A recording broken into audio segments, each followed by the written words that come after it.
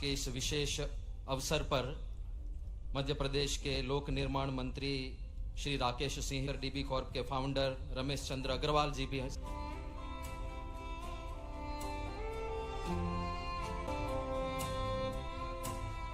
तत्पश्चात लोक निर्माण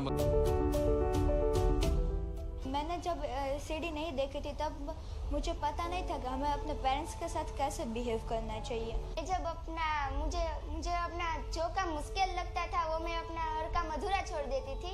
मेरे छात्र बहुत ही इरेगुलर थे, बहुत ही अस्वस्थ आते थे। इस सीढ़ी से हमें नैतिकता सिखाने की जरूरत नहीं पड़ती, बच्चों को इनबिल्ट हो जाती है, मतलब वो बाय ब्लड हो जाती है।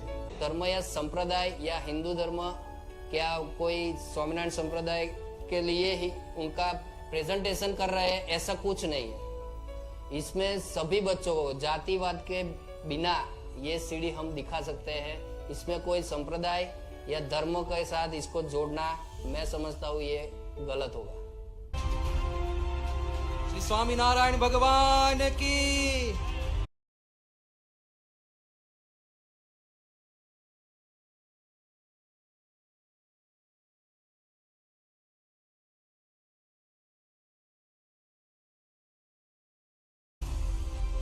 श्री स्वामीनारायण भगवान की।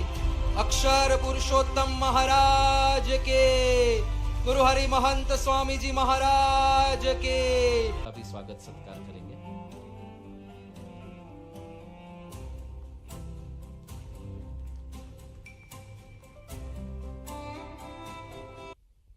जीवन उत्कर्ष पर्व के अवसर पर परम पूज्य महंत स्वामी जी महाराज साहब के जन्म निमित्त इस नगरी में आयोजित इस बेहद खास, अनूठे, आध्यात्मिक और परमात्मा की कृपा से ये विशेष होने वाले आयोजन में मंच पर विराजमान परम पूज्य ईश्वर चरण स्वामी जी, आपको चरणों में प्रणाम करते हैं। माँ नर्मदा की कृपा से, माँ की कृपा अमरकंटक से खंबात की खाड़ी तक जाती और गुजरात को भी समृद्ध करती, मध्य प्रदेश को भी समृद्ध करती, राजस्थान को भी समृद्ध करती। सबके लिए पीने के जल से लेकर के सब प्रकार की व्यवस्था में माँ का आशीर्वाद सबको मिलता है।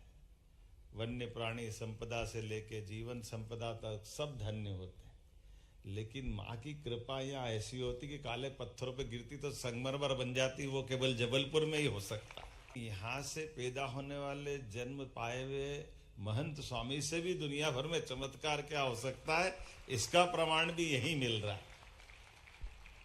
क्या आनंद आता है, एक से बढ़कर एक आश्चर्य। दुनिया के कितने आश्चर्य कौन गिनेगा, भगवान जाने वो काहे के आश्चर्य है कि नहीं है, लेकिन ये आश्चर्य तो पक्का कि अब्बू धाबी में भगवान का मंदिर बन जाए, ये भी चमत्कार से तो कम नहीं हो सकता। ये सारे चमत्कार पे भारी है।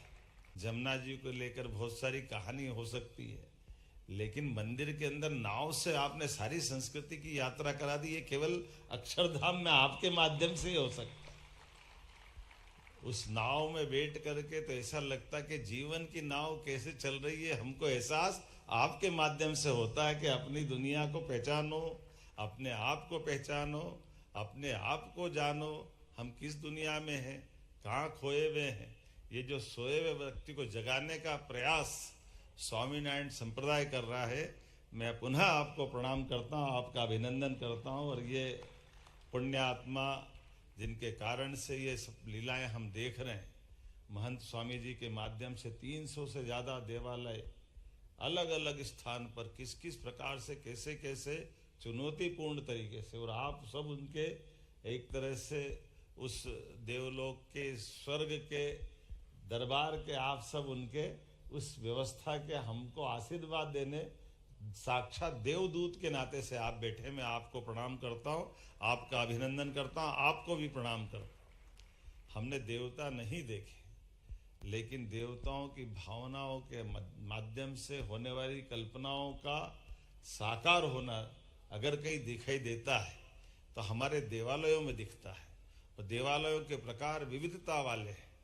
अब ये सुंदर सुंदर कल्पनाएं, मंदिर तो मंदिर की जगह है, भगवान भगवान की जगह, लेकिन भगवान से संस्कार दे करके हमारे जीवन में बदलाव लाने की मन में कल्पना, पढ़ने वाले विद्यार्थियों के जीवन में संस्कार के संकुच उस दायरे से निकल करके सुगंधित पुष्प उसके हृदय में पुष्पित पल्लवित होता है, तो परिवर्तन की भी आपने यात्रा यहाँ प्रारंभ कराई। मध्य प्रदेश की ओर से मैं आपका अभिनंदन करता हूँ। हमारे विद्यालयों में ये आने वाली सुगंधित बेल धीरे धीरे पूरे प्रदेश में फैलेगी, और स्कूल शिक्षा का भी ध्यान रखा तो उच्च शिक्षा का भी ध्यान रखा, इसलिए दोनों तरफ से आपको धन्यवाद देता हूं। आपने जीवन उत्कर्ष के माध्यम से हायर एजुकेशन का भी ध्यान रखा, स्कूल एजुकेशन का भी ध्यान रखा।